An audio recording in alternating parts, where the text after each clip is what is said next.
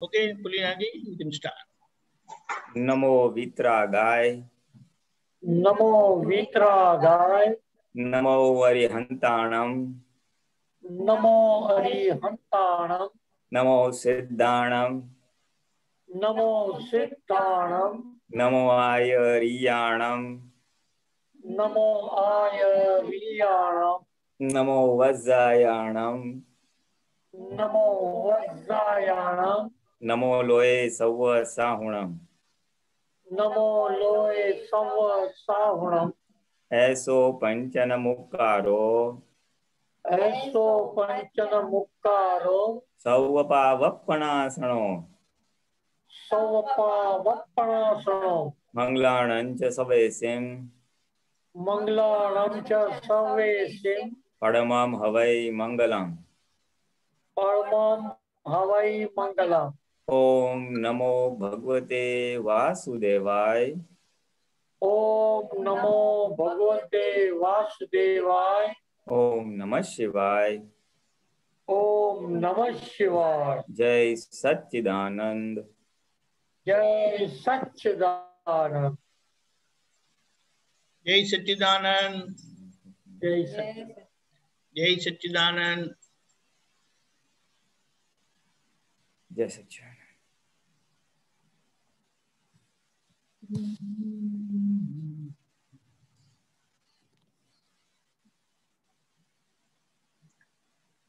किसी को प्रश्न है तो बताइएगा। हेमा बेन, आपकी आवाज नहीं आ रही है।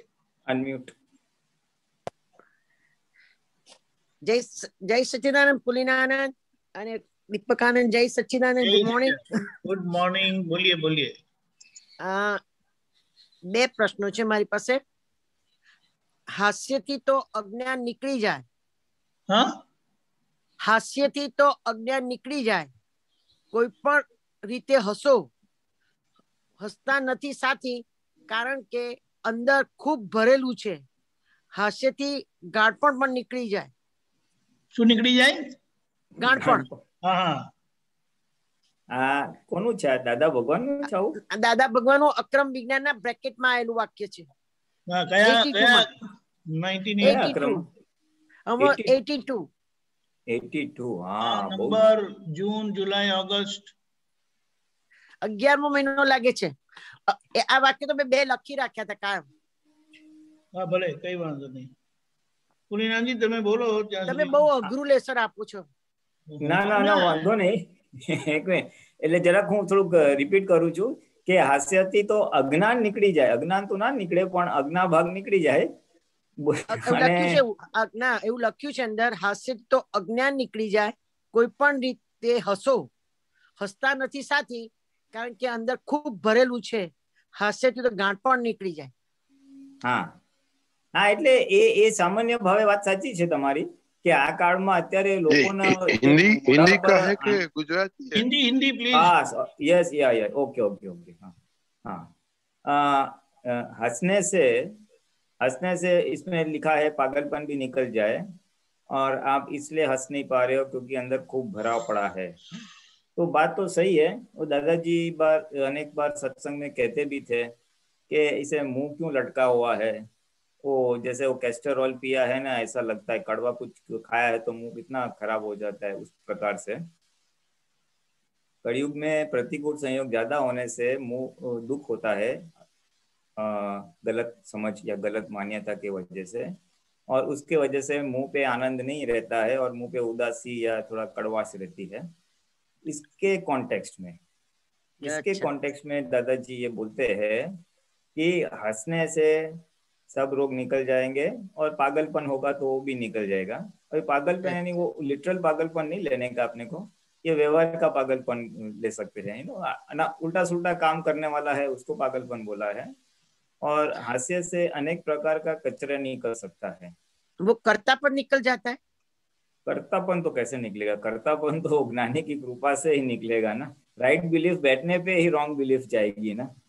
मैं करता हूँ वो कब है कि मैं नामधारी हूँ, तब मैं कर्तापन रहेगा। और कर्तापन है तो वो तो रॉन्ग बिलीफ जाएगी तभी निकलेगा, कर्तापन तो नहीं। लेकिन मैंने देखो, चलो ये आत्मदृष्टि नहीं भी है, फिर भी हास्य से अनेक रोग निकल सकते हैं। इसलिए अगर आप देखो इंडिया में तो है कहीं कहीं पे जो सुबह सुबह पार्क वगैरह में योगा क्लासेस होते हैं ना, तो साथ में वो हास्य लाफिंग क्लब। क्लब्स भी होते हैं। हाँ हाँ, डॉक्टर बोलते हैं कि आप हंसो, आर्टिफिशियल तो artificial, but you please laugh.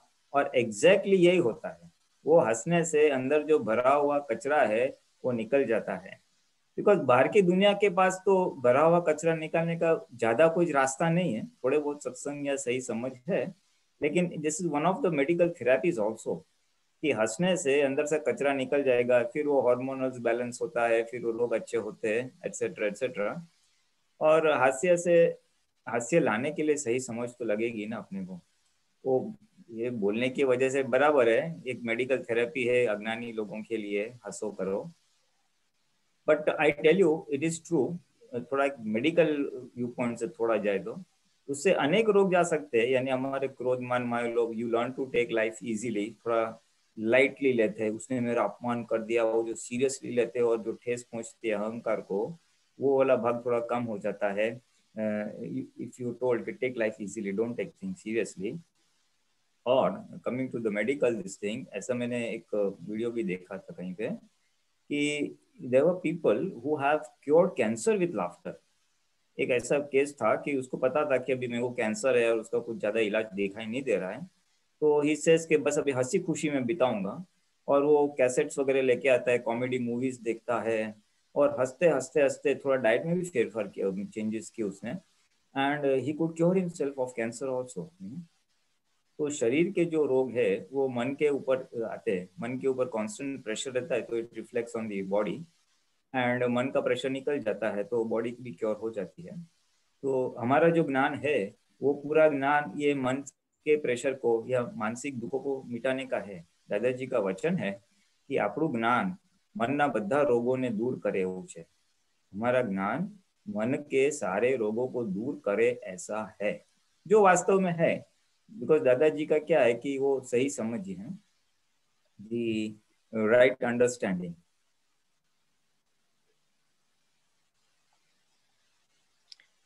हाँ बराबर છે।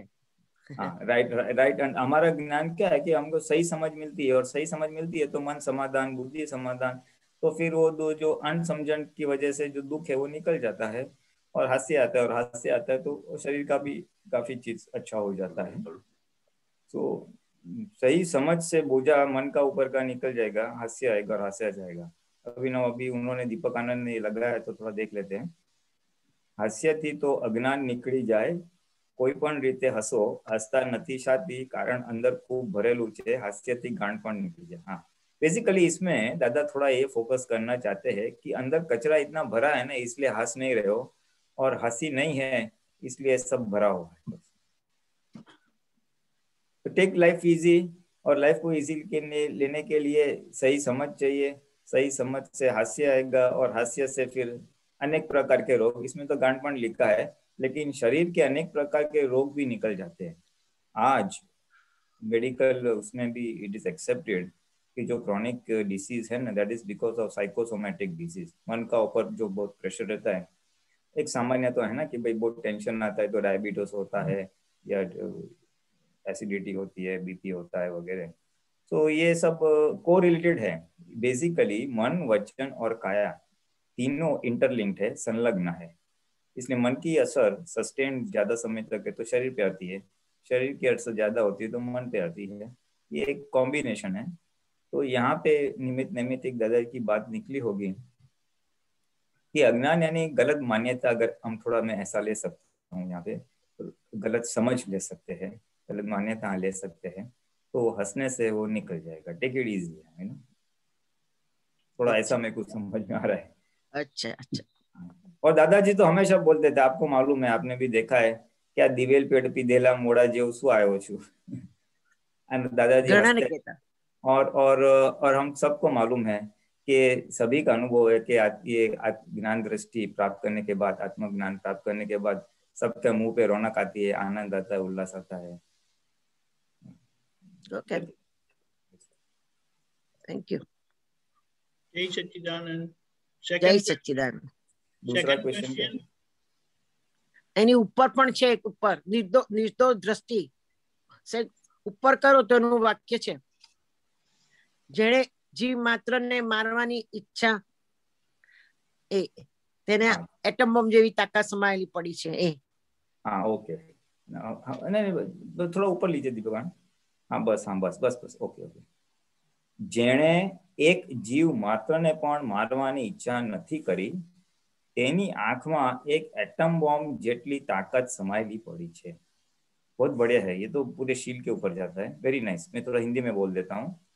जिसने एक जीव मात्र को भी मारने की इच्छा नहीं रखी है, यानी एक भी जीव को मारना नहीं है, तो उसके आंखों में एक एटम बॉम्ब जितनी ताकत पड़ी हुई है। यानी ये कैसे है कि आप अगर संपूर्ण अहिंसक हो जाते हो, एक जीव को मारना तो नहीं है, एक जीव को दुख भी नहीं देना है, तो आपका इतना प्रभाव पड़ता है, वो प्रताप बोलते हैं, शील बोलते हैं, वो इतना उत्पन्न होता है कि आपकी नजर से ही, केवल आपकी नजर उस व्यक्ति के ऊपर पड़े तो उसका वो खत्म हो सकता है। एटम बॉम्ब जितनी ताकत, यानी एकदम जबरदस्त ताकत है। और ये तो हमने देखा भी है, हमने दादा भगवान के पूरे वो शरीर में या आंख में देखा ही है। मुझे तो हमने भी देखा है ने। हाँ, मेरे को तो याद है कि अगर कुछ गलती हो गई ना और हम रूम में प्रवेश करते हैं जहाँ पे दादाजी बैठे हैं, तो दादाजी कुछ बोलते भी नहीं है, देखते भी नहीं है, लेकिन हमारे को फफड़ाट होता है, आंख मिलाने की हिम्मत होती नहीं थी। हमारी नजर झुकी रहती थी, दादा देखेंगे तो क्या बोलेंगे, ऐसा अंदर से एक फफड़ाट, एक भय रहता था। तो ये जो आंख में ये है ना बॉम्ब जितनी ताकत, वो 100% है। और यही चीज, ये जो प्रत्यक्ष अनुभव किया है, यही चीज एक प्रेरणा का स्रोत है कि अहिंसक बन जाओ। जितना अहिंसक बन सकते हो मन वचन काया से, यानी अपने कषाय से, विषय से, इससे जितना अहिंसक बन सकते हो, तो बस कुदरत आपका रक्षण करेगी, आपको कुछ करना नहीं पड़ेगा। और ये एग्जाम्पल, एक सिमिली भी है कि आपको देखते ही वो सामने वाला को वो हो जाएगा। और ऐसे अनुभव भी है कि सत्संग में कोई आते हैं, बड़े विद्वान आते हैं, शास्त्र के जानकार आते हैं, और ऐसा ठान के आते हैं कि मैं दादा भगवान को दिखा दूंगा, सुना है कि बहुत बड़े ज्ञानी है, चलो देख लेते हैं, उनकी परीक्षा कर लेते हैं। ऐसे आशय से कुछ लोग आते हैं सत्संग में, और फिर हाँ वो बोल ही नहीं पाते। दादा के पास बैठे 10-15 मिनट, फिर दादा बोलते हैं कुछ बोलो, वो बोलते हैं दादाजी क्या बोलूं, बानी ऐसे गले तक आती है लेकिन बाहर नहीं निकल रही है। तब दादा बोले तू किसके सामने खड़ बैठा है, तू 14 लोग के नाथ के सामने बैठा है। सो ये है, आंख में है, शरीर में, पूरा एक व्यक्तित्व कहो या जो भी कहो, शक्ति तो है। इसलिए दादाजी का मेरे को ऐसे आ रहा है, थोड़ा इसके ऊपर थोड़ा एक्सपांड करूँ तो, ये आत्मा का अनंत शक्ति वाला है ना, तो उसका जो ऐश्वर्य है, वो ऐश्वर्य ये व्यवहार में या शरीर के द्वारा प्रकट होता है। अच्छा। जो हाँ जिसका यानी जिसका आत्मा अनावरण हो गया है, दादाजी का पूरा अनावरण हो गया था, वो केवल ज्ञान हो गया, थोड़ा सा आवरण है, 356 डिग्री जो बोलते थे, तो ऑलमोस्ट अनावरण बोल सकते हैं। तो उसका रिजल्ट क्या आता है, उसका रिजल्ट व्यवहार में आता है। व्यवहार में कैसे आएगा, एक तो उनको पूरा सब दिखाई देता है, व्यवहार पे मुद्रा पे आनंद रहता है, टेंशन नहीं रहता है। दूसरा, ये शील नाम का गुण उत्पन्न होता है, उनकी हाजिरी मात्र से लोगों का कल्याण होता है। वो खाली बैठे हैं और हम उनके पास बैठे हैं तो हमको आनंद आता है, क्योंकि उनके भीतर इतना आनंद है आत्मा का, तो इट रिफ्लेक्ट्स आउट और बाहर आजू बाजू लोगों को भी आनंद आता है। तीसरा, ये जो बोला है कि शील नाम का गुण उत्पन्न है, यानी हिंसक आदमी आवे तो भी उसको हिंसा नहीं कर सकता है ना। और चौथा तो कि उनको अगर कोई भी चीज की इच्छा हुई, व्यवहार में वैसी इच्छा तो होती नहीं है, तो वो फटाक से सामने आ जाती है वो चीज व्यवहार में, यानी कुछ खाने की या कुछ ऐसा हो कि इस प्रकार से कुछ सत्संग हो या समथिंग, वैसे ज्यादा वो होता नहीं उनको इच्छा, लेकिन एक सामान्य भाव से, तो वो इमीडिएटली आ जाती है। तो जो ऐश्वर्य बोलते हैं ना, आत्मा प्रकट होने का सम ऑफ द फिजिकल सिम्टम्स जो व्यवहार में नजर आ सकते हैं, ये 3-4 जो वर्णन किए मैंने दादाजी के सत्संग से सुने हुए हैं और ये प्रत्यक्ष अनुभव किया है। तो हमको एक प्रेरणा मिलती है कि प्योरिटी में व्यवहार का भी निकाल आ जाएगा। आत्मा जागृति में, आत्मा के अनावरण में व्यवहार का जो व्यवहार की निराकुरता हम खोजते हैं वो भी ऑटोमेटिक आ जाएगी, करनी नहीं पड़ेगी, आ जाएगी। सामान्य तौर पे तो होता क्या है कि व्यवहार में हर इंसान को मुश्किलें तो आती है। संसार है, कलयुग है, तो प्रतिकूल संयोग है, तकलीफ है, फैमिली चलाना है तो उसके अनुरूप में कुछ राग द्वेष या कुछ ना कुछ होता है, इश्यूज।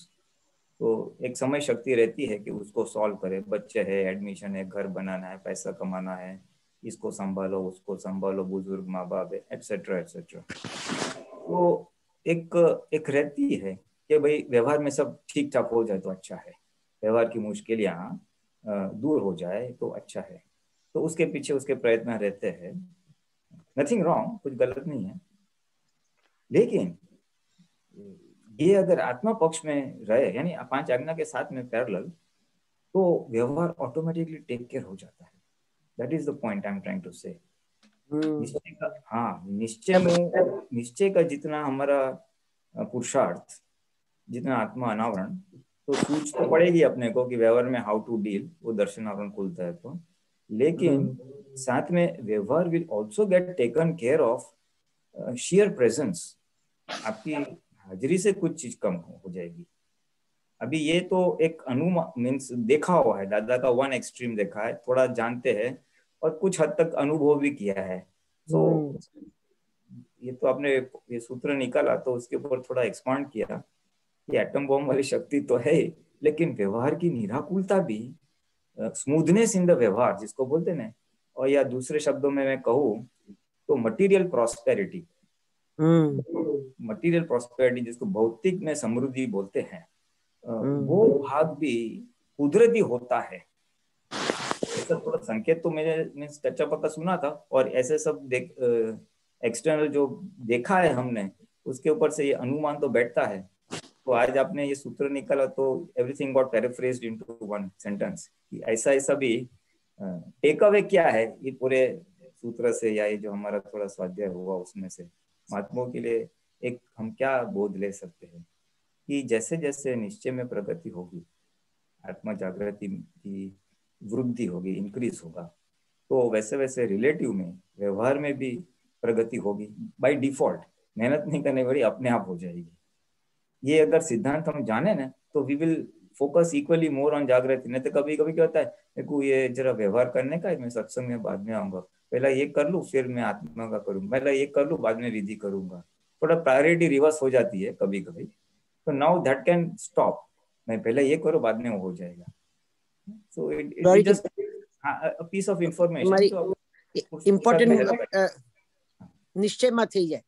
हाँ, એટલે એક હેલ્પિંગ વસ્તુ છે, એક હેલ્પિંગ વસ્તુ है जो हमको निश्चय की ओर झुकाव या पुरुषार्थ में वो कर सकता है. अच्छा, थैंक यू. जय सच्चिदानंद. जय सच्चिदानंद. डॉक्टर कश्यप, गुड़गांव. जय सच्चिदानंद. सभी महात्माओं को जय सच्चिदानंद. दीपक भाई जय सच्चिदानंद. जय सच्चिदानंद. गुरुनानंद जी जय सच्चिदानंद. जय सच्चिदानंद. कश्यप जी, आपका वीडियो ऑन हो सकता है क्या? आपको तो बहुत बार मैंने ऑन एंड ऑफ सुना है, but I have never seen you. Briefly you can switch it off if there are net issues. अभी पॉसिबल है, फिर कभी मैं थोड़ा ऐसे करना पड़ेगा. फिर क्योंकि वो डॉक्टर साहब है ना, वो साइंटिस्ट जैसे. नहीं मैंने हमारी वार्तालाप अच्छा बाल बना के, दाढ़ी बना के, अच्छा बराबर रेडी होके आएंगे तो दर्शन करवा देंगे. हाँ जी, सही बात है. जी ये कई बार यहाँ पर भी आए हैं, दिल्ली में भी मिले हैं वगैरह वगैरह, जोधपुर भी. हाँ, आपने परिचय दिया थोड़ा, और मैंने हमारे क्वेश्चन आंसर हुए हैं, बट आपको ध्यान नहीं होगा पुलिनानंद जी, लेकिन मुझे ध्यान है. आपको मैंने वहाँ तिवरी में देखा था 2005 या ऐसे कुछ था. ठीक है, 15 साल पहले. तो आपका मैंने बहुत नोटिस किया था. आप बड़ा ध्यान से, आप उपयोग पूर्वक बहुत कंसंट्रेट करके खाना खाते हैं, और वो बहुत अच्छे, बहुत हर चीज में, वैसे खाना में नहीं, आप हर चीज में बहुत फोकस करके आप जो है करते हैं, आप देखते हैं कि क्या है क्या नहीं है, ऑब्जर्व करते हैं। मैंने देखा आपको जो है बहुत अच्छा, मुझे प्रेरणा मिली आपसे मुझे अभी भी याद है। तो ऐसा, तो ठीक है, मैं वे संजोग करूंगा वो, ठीक है, अभी इस टाइम नहीं हो रहा है, ठीक है। तो पूछूं मैं क्वेश्चन? हाँ please.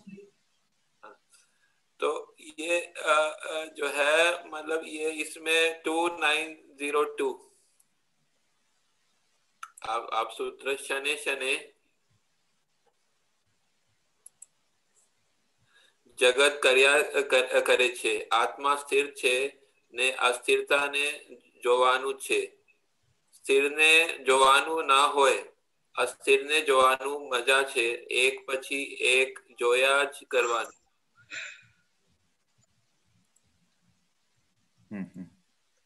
Just a minute, Leena जी। हाँ हाँ, इसमें ना मुझे पूछना है कि ये मतलब बोल रहे हैं कि સ્થિરને જોવાનું ના હોય, અસ્થિરને જોવાનું મજા છે, મજાની જોવાનીની મજા છે. जस्ट देख लेते थोड़ा। हाँ ओके, मैं जरा रिपीट करता हूँ। क्षणे क्षणे जगत फर्या करे छे, आत्मा स्थिर छे ने अस्थिर ने जोवानुं छे.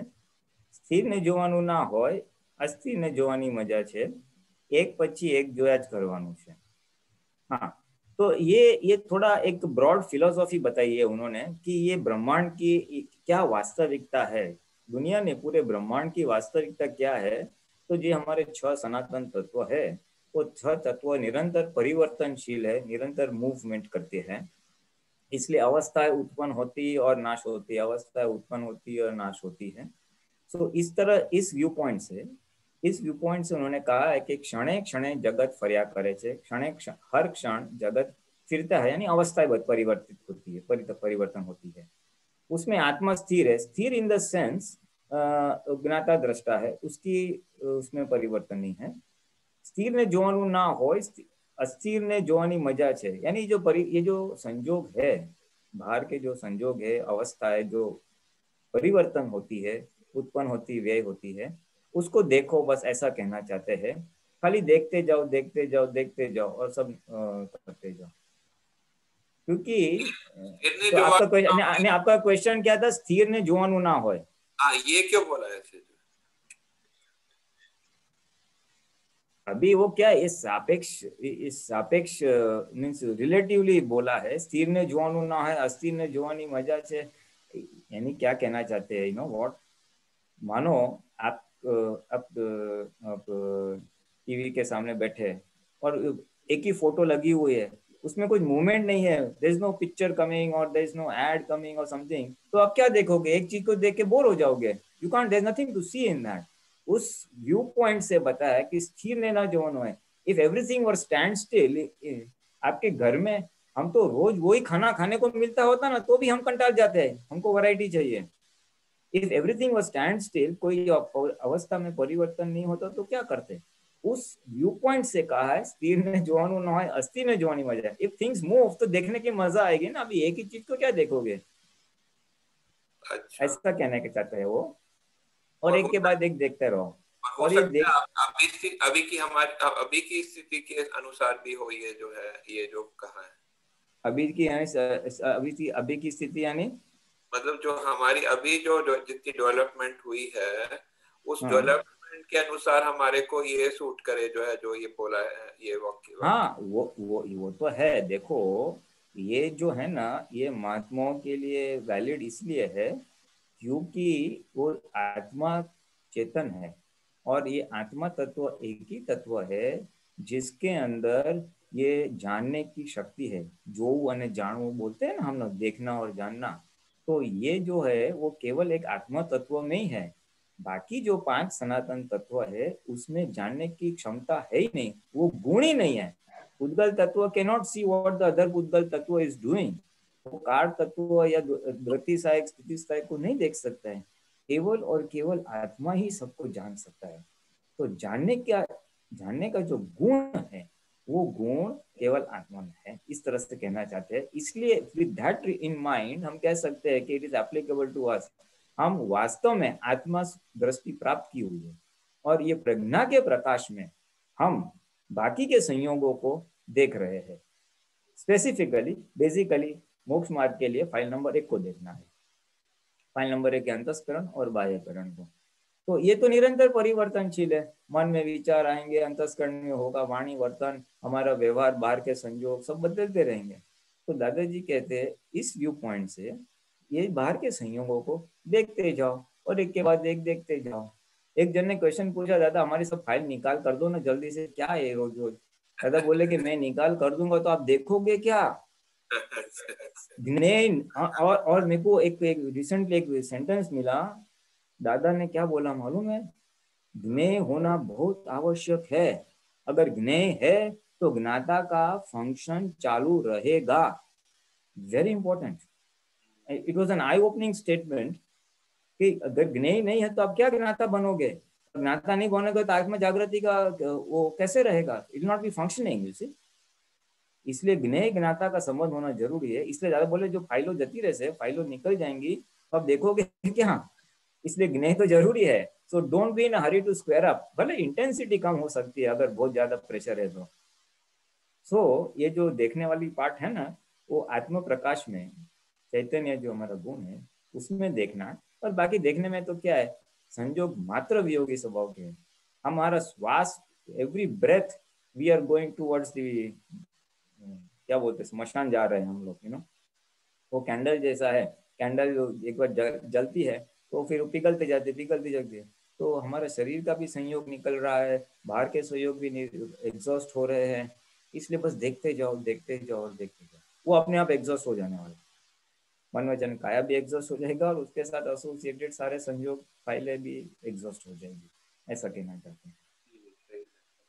मैं नेक्स्ट एक पूछना चाहूंगा 2911। અજ્ઞાનનો પ્રભાવ જ્યાં ને ત્યાં પ્રતિબદ્ધ થઈ જાય એ જ્ઞાનનો સ્વભાવ અપ્રતિબદ્ધતા છે। इसमें अप्रतिबद्धता ये कहाँ लिखा है? 2911 तो पहले बोलना चाहिए ना 2911। ठीक है, ओके। सीइंग इज बिलीविंग बोला है ना। ज्ञानનો प्रभाव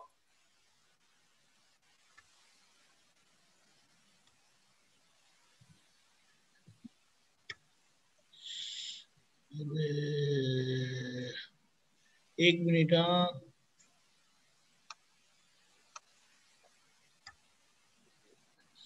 सॉरी।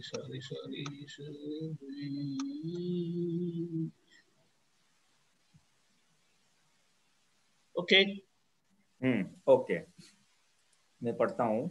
अज्ञानનો પ્રભાવ જ્યાં ને ત્યાં પ્રતિબદ્ધ થઈ જાય ને જ્ઞાનનો સ્વભાવ अप्रतिबद्धता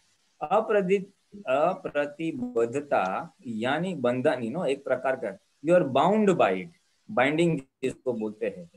तो ज्ञान स्वभाव, इट इज ज्ञान जो है, ज्ञान यानी आत्मज्ञान की बात है, वो it is not bound by any external situations और सर्कमस्टेंसेस। और जो अज्ञान है, अज्ञान का प्रभाव है वो कहीं ना कहीं प्रतिबद्ध हो जाएगा। प्रतिबद्ध यानी बाउंड हो जाएगा। अज्ञान यानी रॉन्ग बिलीफ। रॉन्ग बिलीफ कौन सी? मैं नामधारी हूँ, मैं शरीर हूँ। अगर हम हमारे शरीर में तन्मयकार हो जाते हैं ना, तो वो कहीं ना कहीं अटक सकता है। और टिपिकली दादाजी ने 4 चीज बताई है, द्रव्य, क्षेत्र, काल और भाव। द्रव्य, क्षेत्र, काल, भाव ज्ञानी पुरुष है वो द्रव्य, क्षेत्र, काल, भाव से अप्रतिबद्ध है, यानी वो उनको कोई हरकत करता नहीं है। और अज्ञानी है तो उसको हर चीज हरकत कर सकता है। फिर थोड़ा एग्जांपल देते हैं। कोई बोलेगे दादा आप इधर नहीं बैठो, आप उधर बैठो, तो बोले कि नो प्रॉब्लम। तो द्रव्य कुछ भी हो, नो प्रॉब्लम। फिर क्षेत्र कुछ भी हो, यानी फॉर एग्जांपल, ये तो सॉरी क्षेत्र का एग्जांपल हो गया, इधर बैठो उधर मत बैठो। फिर कोई पढ़ा लिखा आदमी आए, दूसरा कोई आए, अनपढ़ आए, स्त्री आए, पुरुष आए, बच्चा आए, वृद्ध आए, तो कोई भी द्रव्य हो तो उनको कोई प्रॉब्लम नहीं। हम लोग तो बोर हो जाएंगे, यार ये बच्चे लोग ने बहुत किटकिट किया है, कोई बड़े लोगों के साथ बात करते हैं। तो किसी को बच्चे पसंद बोलेंगे ये बच्चों के साथ मजा आ रहा है, उसके साथ मजा नहीं आ रहा है। अच्छा लगना नहीं लगना, मजा आना नहीं मजा, वो यानी एक प्रकार का बंधन है। मेरे को बोर हो गया यार, ये सिटी में गया, बहुत घोंघाट था, पोल्यूशन बहुत था, मैं कंटाल गया, तो वो प्रतिबद्ध हो गया, वो is bound by it, is affected by it. तो द्रव्य से, क्षेत्र से, काल से, हाँ, कोई बोले दादा 15 मिनट, फॉर एग्जांपल उनकी जो इंटरनेशनल फ्लाइट्स थी, वेरी लॉन्ग ओवर ड्यूरेशन, या कभी कभी बाई रोड भी इंडिया में ट्रैवल करना पड़ता था 7-7, 8-8 घंटा, तो वो शरीर है तो जरा वो पैर वगैरह तो पहले से बोल देते थे, तो उनको कोई हरकत नहीं है, कितना भी वक्त, कितना भी समय एक परिस्थिति में उठना बैठना या कोई भी है, तो काल से वो अप्रतिबद्ध थे, यानी ही वॉज नॉट बाउंड और अफेक्टेड बाय काल, ऐसा नहीं। तो द्रव्य क्षेत्र, काल और भाव है, कोई भी भाव अंदर मन वचन का में उथल पथल हो असर नहीं करता है। तो ये जो अप्रतिबद्धता है ना, वो अज्ञान यानी रॉन्ग मान्यताओं, जो हम आत्माओं को कुछ अंश तक हमको महसूस होती है कि ऐसे ऐसे चीज में हम हिल जाते हैं, और ज्ञानी पुरुष है वो कोई भी द्रव्य क्षेत्र काल भाव में अप्रतिबद्ध रहते, यानी उनको वो हरकत करता नहीं है, ऐसा कहना चाहते हैं। तो ज्ञान है, इसके वजह से ज्ञान यानी वो आत्मा में स्थिर है, इसलिए रिलेटिव की कोई चीज उनको हरकत करता नहीं है। और जो अज्ञान है, मैं नामधारी हूँ, उनको ये सारी चीज हरकत करता होती है, ऐसा उस सूत्र में कहने का उसका आशय है। अप्रतिबद्ध यानी इज बाउंड, इज अफेक्टेड, पसंद नापसंद ऐसा आ जाता है, दैट्स द पॉइंट। तो हमको जस्ट 1 मिनट, इसमें we can take a learning from this, और ये हमको बहुत हेल्पिंग चीज है ये एज महात्मा। हम ये एक टारगेट रख सकते हैं पुरुषार्थ के उसके ऊपर कि हम भी कोई भी संजोग से अप्रतिबद्ध रहना है या अप्रतिबद्ध दशा तक पहुंचना है, ऐसी एक भावना रख सकते हैं। भले जो भी संयोग है वियोग हो जाने वाले हैं, उसमें हिलने की जरूरत नहीं है, उसमें गमा अणगमा न हो, इस प्रकार की हमारी समझण और इस प्रकार की हमारी जागृति हम डेवलप करें, तो हम भी ज्ञानी पुरुष की तरह कोई भी संजोग हो, व्यवहार के कोई भी संजोग हो, उसमें हम अप्रतिबद्ध रहे, वी डोंट गेट अफेक्टेड, कंटाला आ गया, बोर हो गया, मजा नहीं आ रहा, ऐसा ना हो। तो ये ज्ञानी की दशा है, और हम भी उस दशा तक जाने का ऐसी भावना कर सकते हैं। और महात्मा जा ही रहे, ऐसा everybody is progressing slowly, but ये सूत्र के अनुसार we can make it an accelerate, we can keep it as a target कि हम भी आत्मा में रह के फाइल नंबर 1 को क्या हो रहा है, and let us see whether we don't get affected by it, तो it's a guidance for us। वो ज्ञानी की दशा है, और हम भी पुरुषार्थ करते करते वो दशा तक जाने वाला ही है, तो it helps us। let us be, जैसे बोलते हैं ना, वाटर प्रूफ हो जाता है, हमारी घड़ी वाटर प्रूफ है, तो वी आर पेन प्रूफ और वी आर संजोग प्रूफ, फाइल नंबर 1 को कुछ भी हो, हमको ना हो, समथिंग लाइक दैट, ज्ञान के, आत्म जागृति के बदौलत। जय सच्चिदानंद। जी समझ गया, जय सच्चिदानंद। मैं ठीक है, मैं और फिर आगे टाइम होगा तो पूछूंगा और कुछ लोग। हाँ, नो प्रॉब्लम, नो प्रॉब्लम। जय सच्चिदानंद। अमी बेन। जय सच्चिदानंद। दीपकानंद जी, बोलानंद जी। जय सच्चिदानंद। हाँ, जय सच्चिदानंद। બોલીનાનંદ जी, હમણાં જે આપણે હાસ્યની વાત કરી હતી ને સ્ટાર્ટિંગમાં, તો એમાં એવો પ્રશ્ન થાય છે કે હાસ્ય જે આજે હસવાનું છે, તો એ પ્રકૃતિનો આ એવો ગુણ છે કે હસવું આવી જાય, પછી કોઈની પ્રકૃતિ જોઈએ તો પણ આપણને એવી હસવું આવી જાય, અને ક્યારેક હસવું આવે તો એમાં તો પૂરું તન્મયાકાર થઈ જવાય કે એમ દેખાય ને કે ભાઈ આ કોણ હસી રહ્યું છે, કોને હસવાનું આવ્યું, અને આ સામેવાળાની પ્રકૃતિને આપણે કોઈની હસીએ તો એ આપણને ભૂલ ખબર થવી જોઈએ ને કે ભાઈ આ હસીએ છે કોઈની ઉપર, તો એ તો સહજ રીતે થઈ જાય છે, તો એનું શું? અને આજે હસીએ છીએ એના પાછળ કેટલા બધા ભાવ હોય છે, કઈ જગ્યાએ કેવી રીતે હસવાનું આવે છે, કઈ જગ્યાએ ક્યાં હસવાનું હોય છે, કોઈ જગ્યાએ આપણને એમ થાય છે કે આ મૂર્ખાઈ પર હસીએ છીએ, કે કોઈ જગ્યાએ એમ થાય છે કે એટલે આ બહુ બધા એના એંગલ બહુ બધા છે ને હસવાના। हिंदी में प्लीज। अरे सॉरी, ओ सो सॉरी। और स्वामी जी, फिर अभी सीरियल देखते हैं ना, रामायण और महाभारत, उसमें जो राम भगवान थे, कृष्ण भगवान थे, उनकी जो हंसने की, उनकी जो स्माइल थी, उनके पीछे का हेतु कैसा रहता था। दादा भगवान जो हंसते थे, उनके हास्य के पीछे हेतु कैसा, मतलब ये सब बहुत सारे उसके एंगल समझाइए थोड़ा। और हमको अभी इसमें खतरा क्या है वो बताइए। और दादाजी ने ऐसा भी कहा कि अभी हंसना है तो खुद पे हंसिए बस, और किसी पे हंसना नहीं है। और खुद का ये जो अवतार है वो, उसमें क्या क्या है उसको देख के हंसिए। तो अभी आप थोड़ा इसको शॉर्ट में मुझे समझाइए। हाँ नहीं, परफेक्ट है। वो जो पहला सूत्र था ना हास्य का, वो थोड़ा अलग व्यू पॉइंट से था, और आप जो हास्य हाँ की बात कर रहे हैं थोड़ा अलग है। व्यवहार हाँ में हम किसी के ऊपर हंसते हैं, हाँ व्यवहार में। हाँ, नहीं ये ठीक है, इट्स ओके दीपक, ये चलेगा ये।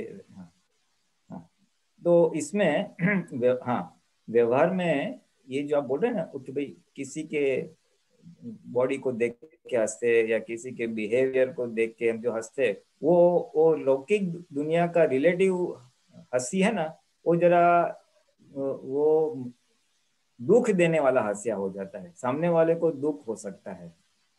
और वो रिलेटिव को देख के, सामने वाले की कमियां को देख के उसके ऊपर हम हंसते हैं, जो सही बात नहीं है, दैट इज नॉट राइट। उसका हंसना नहीं, ये जो हास्य है ना, वो क्या है, अपने संजोगे के ऊपर हंसो, अपने खुद के उदय कर्म के ऊपर हंसो, ऐसा कहना चाहते हैं।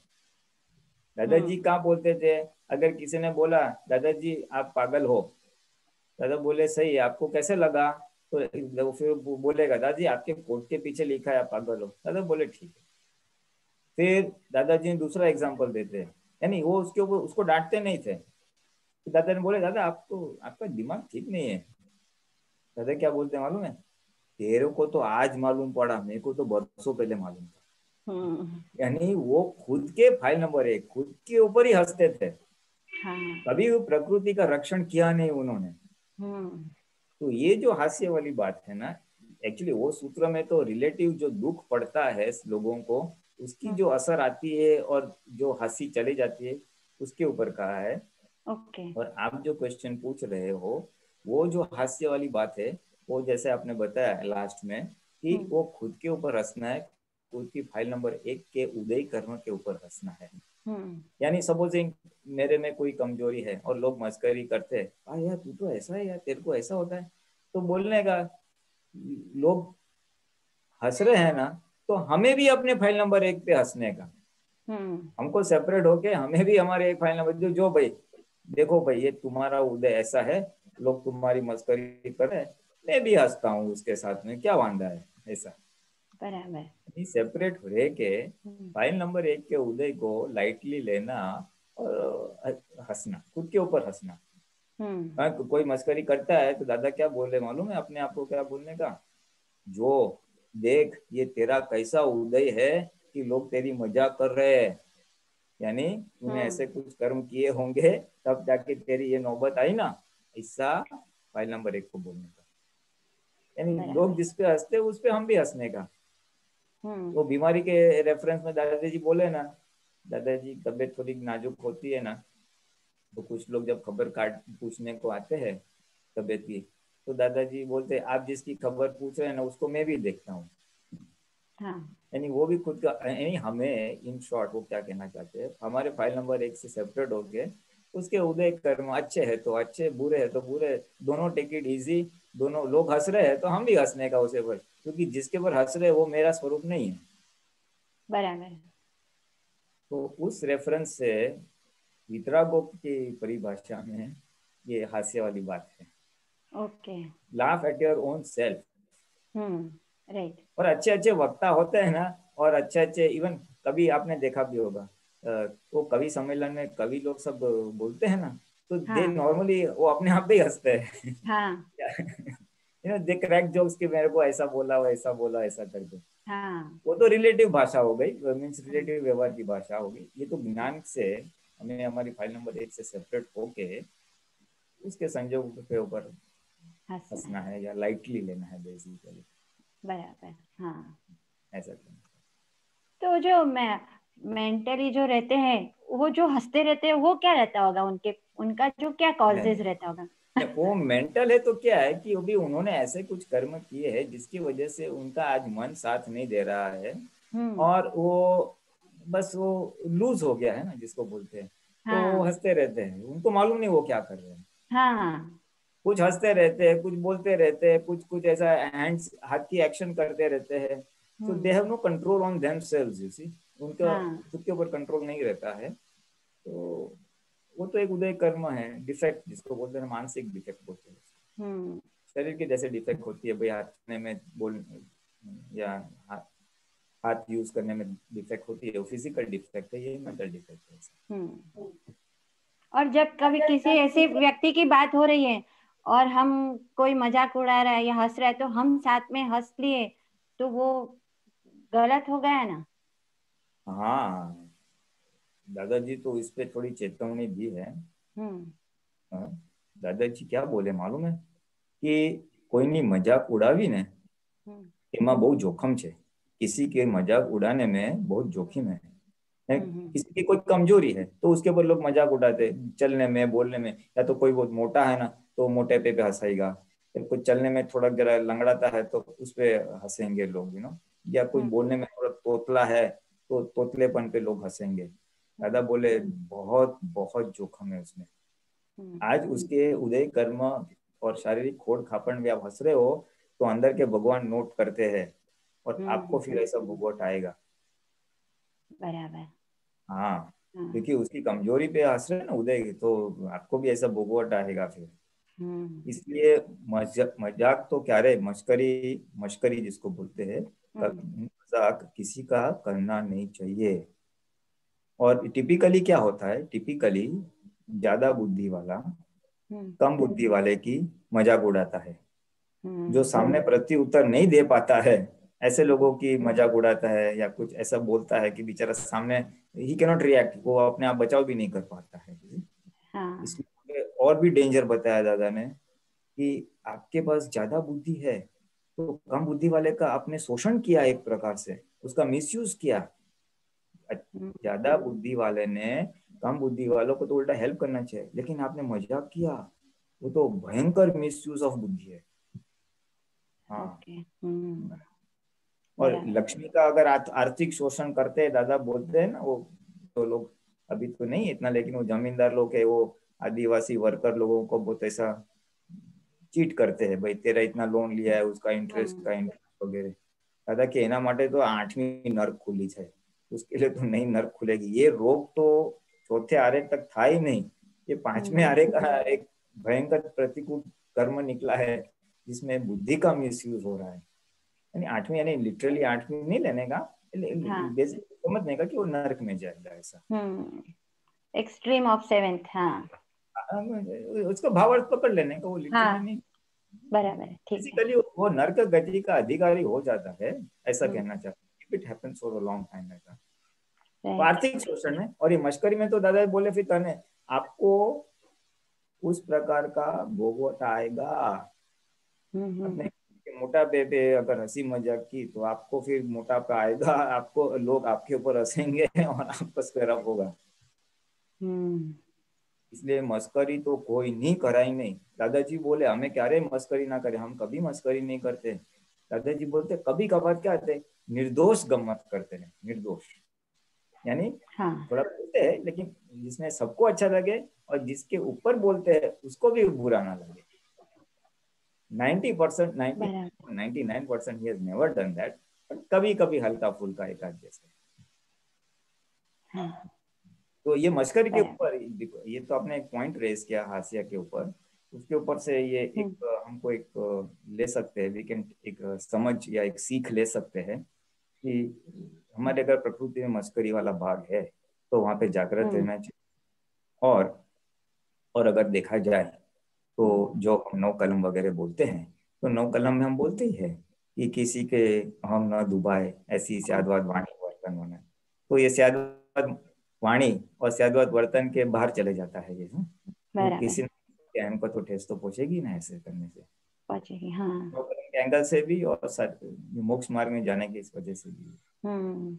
अगर वो प्रेजेंट नहीं है व्यवहार की, जस्ट अ मिनट, दादा ने व्यवहार में इतनी चाबियां दी है ना कि कभी कभी हमको तो मालूम नहीं कि इसको दिस इज कॉल्ड रॉन्ग। लोग सब हंसी मजाक करते, हम भी सीख जाते, हम भी हंसी मजाक करते, लेकिन हमको मालूम नहीं कि ये मोक्ष मार्ग में इतना बाधक है। दादा बोले तने समझ ज नहीं पड़ती, तारा में अक्कल ज नहीं, तुम्हें समझ में आता ही नहीं है, तेरे में अक्कल नहीं, ऐसा कभी नहीं बोलने का। अब भी अज्ञान अवस्था में तो मैं तो बोलता था ऐसा कभी कभार, तब पता चला आओ बोला ही नहीं। क्यों नहीं बोलने का? दूसरों को ऐसा बोलेंगे ना, तेरे में अक्ल नहीं, तेरे में समझ नहीं, तो तुम्हारी समझ के ऊपर आवरण आएगा। दादा ने बताया इसका परिणाम क्या आएगा, तो कि हमारी समझ पे आवरण आएगा। यानी कभी कभी ऐसा होगा, भले हमसे थोड़ा कोई किसी की समझ शक्ति कम है तो वैसे बोल भी दिया बाई फोर्स में ऐसा, लेकिन सावधान रहना है। उसका क्या होगा, कभी कभी हम ऐसे पोजीशन में आ जाएंगे कि हमको भी एक ये समझ में नहीं आ रही है बात, समझ में नहीं आ रही बात, समझ में नहीं आ रही है, हम ऐसे संजोग में आ सकते हैं। अपनी समझ पर, हमारी समझ के ऊपर आवरण आ सकता है। अभी ऐसी तो दादा ने इतनी इतनी बातें बताई है ना, लाल बत्ती दबकी है कि बहुत सीखने को मिलता है व्यवहार में है, जो ज्ञान के ऊपर आवरण लाने वाली बात हो गई है। तो हाँ, वो तारण निकालना ही इम्पॉसिबल हो जाए कि भाई क्या तारण होगा उसके पीछे। हाँ, क्योंकि बाहर तो दुनिया तो लौकिक दुनिया, लौकिक व्यवहार से चलती है, किसी को क्या मालूम कि ये सब नुकसान करने वाली चीज है। सही बात है। तो ज्ञानी पुरुष की वजह से आपको पता चलता है कि दिस इज रॉन्ग। राइट, बहुत अच्छा स्वामी। जय सच्चिदानंद। जय सच्चिदानंद दीपकानंद जी। जय सच्चिदानंद। लीलानंद जी कोई प्रश्न? अशोक जी। जय सच्चिदानंद। पुण्यानंद जी। हाँ, जय सच्चिदानंद जी। दीपक भाई जय सच्चिदानंद। जय सच्चिदानंद। एक अपन विधि में पढ़ते हैं स्थूल सहयोग, सूक्ष्म सहयोग, वाणी का सहयोग पर है और पराधीन है। इसके बारे में समझाइए ना सर थोड़ा। स्थूल संयोग, सूक्ष्म संयोग और वाणी का। स्थूल संयोग यानी शरीर आदि जो है व्यवहार से 5 इंद्रियों से अनुभव में आते हैं, उसको स्थूल संयोग बोलते हैं। सूक्ष्म संयोग यानी अंतस्करण के, मन के जो संयोग है, मन के संयोग यानी मन में आते हुए अलग अलग प्रकार के विचार। अच्छा। हाँ, मन में जो अलग अलग विचार आते रहते हैं ना, अच्छे बुरे, पसंद नापसंद, अनेक प्रकार के। और वाणी के संयोग यानी हमारी वाणी और सामने वाले की वाणी। हाँ, वो पर और पराधीन है। पर यानी मेरे नहीं है, आत्मा के नहीं है, फाइल नंबर 1 के है। और पराधीन है, पराधीन यानी उसके हाथ में भी नहीं है, वो दूसरे उदय कर्म के अधीन है, ऐसा कहना चाहते हैं। लेकिन वाणी में जरा संभलने का। हाँ, हमारी वाणी को पर और पराधीन ऐसा नहीं बोलने का। हमारी वाणी तो हमें जागृत रहना है, किसी को ठेस पहुंचती है तो उसका प्रतिक्रमण करना है, ये तो है। लेकिन जो दूसरों की वाणी होती है, जो हमें ठेस पहुंचाने वाली या दुख देने वाली है, वहां पे हम रख सकते हैं। या दूसरों का जो व्यवहार है हमारे साथ, जो हमें पसंद नहीं आता है, जो हमें लगता है कि हमें दुख देने वाला है या हमारे को एक्सप्लॉइट कर रहे हैं, हमारा शोषण कर रहे हैं, तो ऐसे समय में ये वाक्य दादाजी का बहुत हेल्पिंग रहेगा कि जो ये स्थूल संयोग, वाणी का संयोग और जो संयोग है सूक्ष्म संयोग, वो पराधीन है। पराधीन यानी आज उस व्यक्ति के हाथ में भी नहीं है, उस व्यक्ति के हाथ में भी ऐसा प्रकार का वर्तन करना या व्यवहार करना उसके कंट्रोल में नहीं है, ऐसा कहना चाहते हैं। तो ये समझ या ये ज्ञान हमको क्या हेल्प करेगा, तो के सामने वाले को निर्दोष देखने में हमें ये हेल्प करेगा। हमको नॉर्मली क्या लगता है, हमको सामने वाला का व्यवहार दोषित दिखाई देता है ना, या गलत दिखाई देता है, सही नहीं है ऐसा लगता है। तो वहां पे अगर ये बात हमारे सामने आ जाती है, कुल संयोग वाणी का सहयोग पर पराधीन है, तो हम उसको स्वीकार कर सकते हैं। सामने वाले का जो व्यवहार है जो हमें अयोग्य लग रहा है उसको हम स्वीकार कर सकता है कि भाई उसके हाथ में भी नहीं है। हाँ, यानी ये एक ब्रॉड प्रिंसिपल है, जरूर पड़े तो हम उसको बात कर सकते हैं, ऐसा नहीं कि उसने जो भी किया उसको मीन्स वैसे चुपचाप बोलने का नहीं। हम चाहे तो उसको संकेत कर सकते हैं, बात कर सकते हैं, भाई ऐसा नहीं करो, ऐसा करो, ये ठीक है, ये ठीक नहीं है, तो ये जरूर बोल सकते हैं, लेकिन स्यादवाद की बाउंड्री में रह के, यानी कि उसको दुख ना हो उस प्रकार से हमें बोलना चाहिए। तो उतनी छूट तो है हमारे पास, हम डेफिनेटली बोल सकते हैं, ऐसा नहीं कि नहीं बोल सकते, उसको दुख ना हो उस प्रकार से। और फिर भी अगर वो नहीं मानता है, फिर छोड़ देने का। किस हिसाब से छोड़ देने का कि वो उसका और हमारा एक प्रकार का हिसाब है, कर्म का हिसाब है, जिसकी वजह से ये हो रहा है, जिसकी वजह से हमें ना पसंद ऐसा हो रहा है। और ये समझ के आधार पे कि वो पर और पराधीन है, उस समझ के आधार पे हमें उसके व्यवहार की स्वीकृति हो सकती है, ऐसा कहना।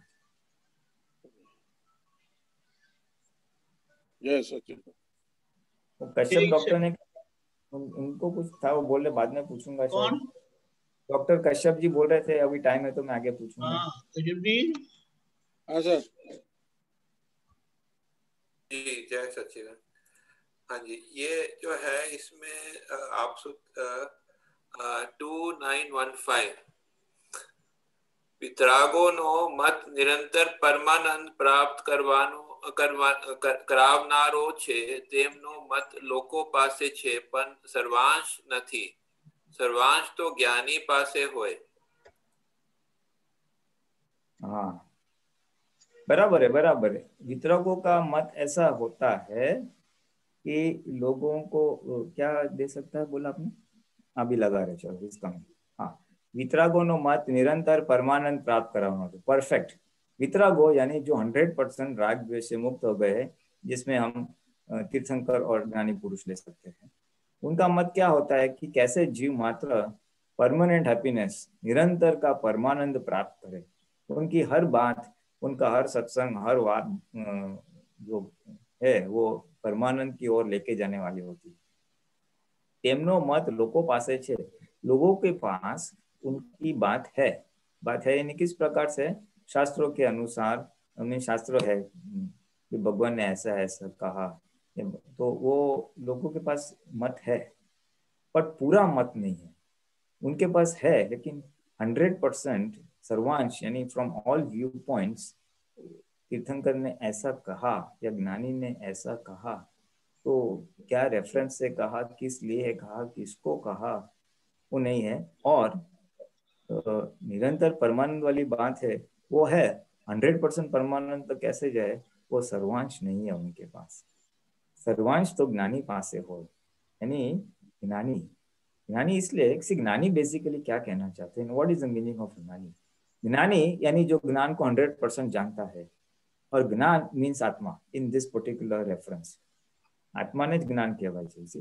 तो जिसने आत्मा को पूरी तरह से पहचाना है, अनुभव किया है, उनके पास इस ब्रह्मांड के पूरे रहस्य है, इस ब्रह्मांड की पूरी वास्तविकता है, खाली इस दुनिया की नहीं, इस ब्रह्मांड के। और त्रिलोक, तणेव काल, तीनों काल का, भूतकाल का वो भी है, क्या कॉजेस पिछले अवतार में या अनेक पहले अवतारों में डाले थे, जिसकी रिजल्ट और इफेक्ट आज अवतार में आ रही है। इसलिए उनके पास सर्वांश ज्ञान होता है, बिकॉज उन्होंने अनुभव किया है, पूरा आत्मा का अनुभव किया है, केवल ज्ञान, केवल दर्शन से सब कुछ दिखाई दिया है। There is nothing left to be seen. उनको इस ब्रह्मांड की किसी भी चीज का जानने का बाकी नहीं होता। और तीर्थंकर को व्यू पॉइंट होगा ना, मत व्यू पॉइंट होगा ना, मत व्यू पॉइंट नहीं, मत यानी दे हैव पार्शियल इंफॉर्मेशन। मत निरंतर, हाँ, मत यानी बेसिकली ओपिनियन, लिटरली मीनिंग देखा जाएगा तो ओपिनियन में जाएगा। वितरागोनो मत निरंतर परमानंद तरफ करावना, they are always in favour of going towards permanent happiness, ऐसा कह सकते हैं। तो people also want permanent happiness, but they don't know how to get permanent happiness totally. थोड़ा थोड़ा मालूम है भाई, आत्मा आत्मा प्राप्त करना चाहिए, आत्मा प्राप्त करने के लिए भगवान की भक्ति करो, उपवास करो, जप करो, तप करो, तो पार्शियली उनके पास वो निरंतर परमानंद या आत्मा को प्राप्त करने का पार्शियल इंफॉर्मेशन है। लेकिन 100% कैसे करना इस काल में 5वें आरे में वो ज्ञानी के पास है, ऐसा कहना चाहते हैं। नहीं, मत तो जो आप बता रहे वो माहिती होता है, और ये जो है मत है। मत मतलब जो आपने जैसे बताया ना, ओपिनियन जो है, ठीक है। तो माहिती नहीं है वो, तो वो उनको अनुभव नहीं है, माहिती नहीं है वो, तो ठीक है। लेकिन उनका मत भी जो है लोगों का हो सकता, ऐसा नहीं, मुझे समझ ऐसा नहीं है कि जो ये मुझे लग रहा है कि बोलना चाह रहे हैं कि मत उनका पूरा आत्मा की तरफ, परमानंद की तरफ नहीं है, उनका थोड़ा जगत की प्रति भी जो है वो रुझाव है। ऐसा नहीं है क्या? ये मुझे लग रहा है ऐसा। ये ले सकते हैं, इस प्रकार से ले सकते हैं। उनका जो मत है लोगों को भी चाहिए, लेकिन पूरा 100% उनको नहीं चाहिए। बट इसी पूरा सर्वांश ज्ञानी के पास हो, वो कैसे लोगे फिर आप? सर्वांश यानी फ्रॉम ऑल व्यू पॉइंट्स हो गया, हाँ, जैसे कि मतलब कि ज्ञानी को जैसे लगता है, और हमारे को भी है, जैसे हम अपना भी देखें तो हमारे को पहले जो है तो जगत में ज्यादा रुचि आता था। अभी धीरे धीरे करके जो है अभी जगत में रुचि कम होता जा रहा है। अभी क्योंकि समझ में आ गया कि जो है कि जगत में जो है वो रुचि है, वो आनंद है ही नहीं, जो है उसमें जो है लोन में लिया। ऐसे आप लोग आप सूत्र और महात्मा बताते हैं ना, जो है तो उससे समझ में आता है। वो समझ के कारण जो है हमारा वो फिर और जो है आत्मा के प्रति थोड़ा और स्ट्रांग होता जाता है। तो ऐसा जो है समझ आप सही बता रहे। जानकारी के नाम पे ओपिनियन भी जो है वो थोड़ा परिवर्तन होता है, ऐसे दोनों का नहीं। वो आप जो बोल रहे हैं ना, वो पार्शियली ऐसा बोल रहे हैं कि partially people want permanent happiness, partially they want worldly happiness, ऐसा कहना चाह रहे हैं आप? हाँ, और जानकारी सर्वांश पार्शियली में नहीं जाएगा, सर्वांश फ्रॉम ऑल व्यू पॉइंट्स जाएगा।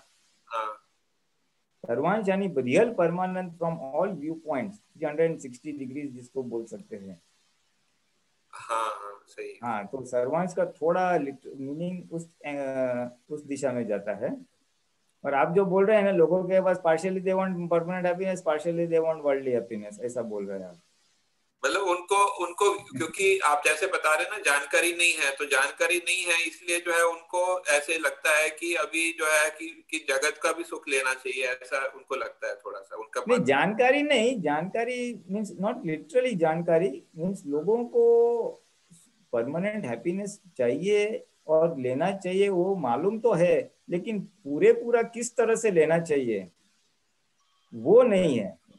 लोगों का मत तो है कि मुझे आत्मा प्राप्त करना है, पर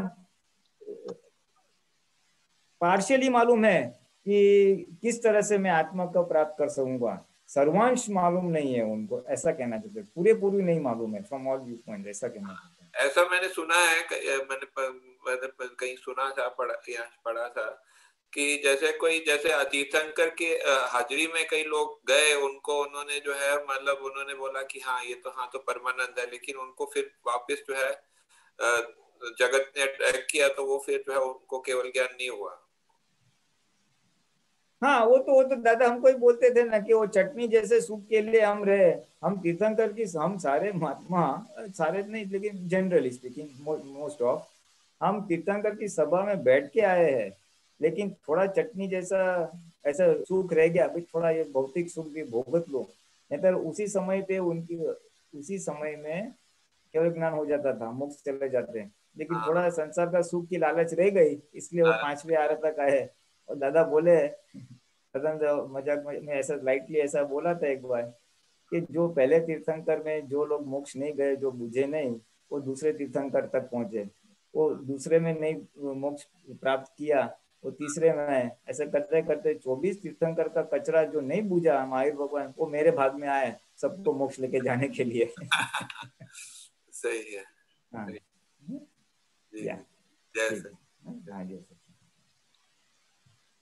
जय सच्चिदानंद।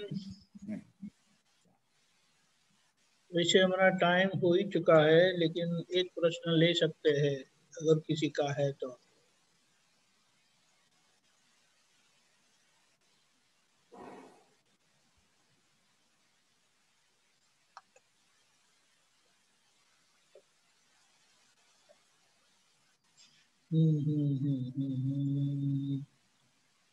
अशोक जी पूछना चाहेंगे आप?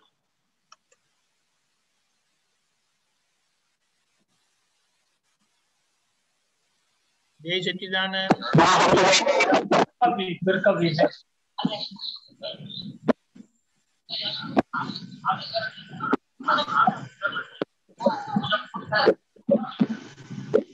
ओके पुरीनाथ जी त्रिमंत्र बोलिए। हाँ ठीक है। फॉलो कौन कर रहा है? कश्यप जी फॉलो करिएगा। नमो वित्रागाय। नमो वित्रागाय। नमो वरियंताणम। वरियंताणम। नमो सिद्धाणम। नमो सिद्धाणम। नमो आयरियाणम। नमो आयरियाणम। नमो वज्जायाणम। नमो वज्जायाणम। नमो लोये सवसाहुणम। नमो लोये सवसाहुणम। ऐसो पंचन मुकारो। ऐसो पंचमुखारो। सौभावपणासनो। स्वभावपणासनो। मंगलाणं च सवेसिं। मंगलाणं च सवेसिं। परमं हवै मंगलम्। परमं हवै मंगलम्। ओम नमो भगवते वासुदेवाय। ओम नमो भगवते वासुदेवाय। ओम नमः शिवाय। ओम नमः शिवाय। जय सच्चिदानंद। जय सच्चिदानंद। जय सच्चिदानंद। जय सच्चिदानंद।